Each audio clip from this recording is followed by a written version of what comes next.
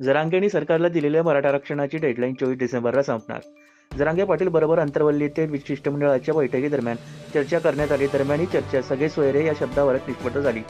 नेमकं सगळे सोयरे म्हणजे काय समजावं असा सर्वत्र प्रश्न निर्माण झालेला आहे. या संदर्भात महिलांशी संवाद साधलाय आमचे प्रतिनिधी विजय चिडे पाटील यांनी. मनोज जरांगे पाटील हे सध्या मराठा आरक्षणासाठी जे आहे ते आता लढा देत आहेत. त्यांच्या पाठिंब्यासाठी ठिकठिकाणी जे बघितलं तर मनोज जरांगे पाटील यांना मोठे समर्थन भेटत आहे. सरकारला जे आहे 24 डिसेंबरचं मनोज जरांगे पाटील यांनी अल्टिमेट दिलं आहे. मात्र सरकारचं शिष्टमंडळ जे आहे ते आज जालन्यातील सराटी अंतरवाली या ठिकाणी येऊन मनोज जरांगे पाटील यांची मनधरणी करताना आपल्याला पाहायला मिळालं आहे. मात्र मनोज जरांगे पाटील जे आहे त्यांनी आता सरकारकडून टाइम बॉन्ड करून घेतला होता. त्या बॉन्डवरती जर बघितलं रक्ताचे नाते सख्खे सोयरे असे जे उल्लेख केलेला होता, त्यामुळेच आज सरकारचं शिष्टमंडळ आहे त्यांनी मनोज जरांगे पाटील यांना रक्ताचे सोयरे व सख्खे सोयरे या संदर्भात जे आहे आरक्षण देता येणार नाही असं सांगितलं. त्यामुळे मनोज जरांगे पाटील जे आहे ते आता 24 डिसेंबरवरती ठाम आहे. त्या संदर्भात माझ्यासोबत सध्या काही महिला आहेत. कारण गिरीश महाजन जे आहेत त्यांनी आज वक्तव्य केलं की आईची जात जी आहे ती मुलांना ग्रह धरल्या जाणार नाही. त्यामुळे महिलांची प्रतिक्रिया काय या संदर्भात आमच्याकडे आरक्षण आहे. आम्ही ज्यावेळेस विदर्भात शिक्षण घेतलं त्यावेळेस आमच्याकडे आरक्षण होतं. आम्ही काष्ट काढलं तर ते आमच्या काष्ट आमच्या मुलाला चालत नाही तर आम्ही काय करायचं?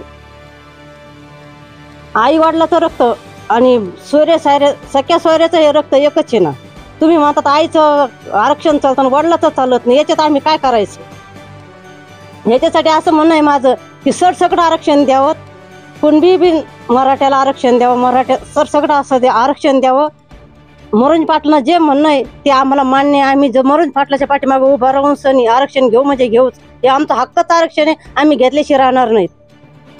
सध्या सरकारचं म्हणणं आहे की सरसकट आरक्षण देता येणार नाही, कारण सख्खे सोयरे काय आहे असं जे आहे मनोज जरांगे पाटलांनी सरकारला सवाल विचारला होता. त्यावरती काय प्रतिक्रिया? जरांगे पाटलांनी जे मराठी समाजासाठी लढा सुरू केलेला आहे तो सगळ्या सरकारने हा मान्य करायला पाहिजे.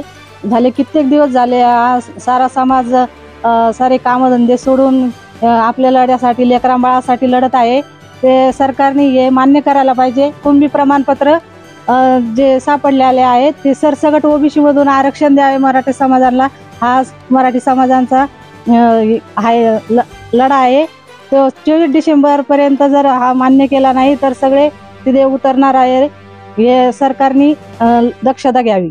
तसंच बघितलं तर माझ्यासोबत काही शाळकरी विद्यार्थी देखील आहे. काय सांगशील? सरकार म्हणतं फक्त वडिलांची जात ग्रह धरली जाते, आईची जात धरली नाही, यावरती काय वाटतं? माझं म्हणणं असं आहे की वडिलांची जात ग्रह धरायची, पण आमच्या शिक्षणात काही अडथळे आले नाही पाहिजे.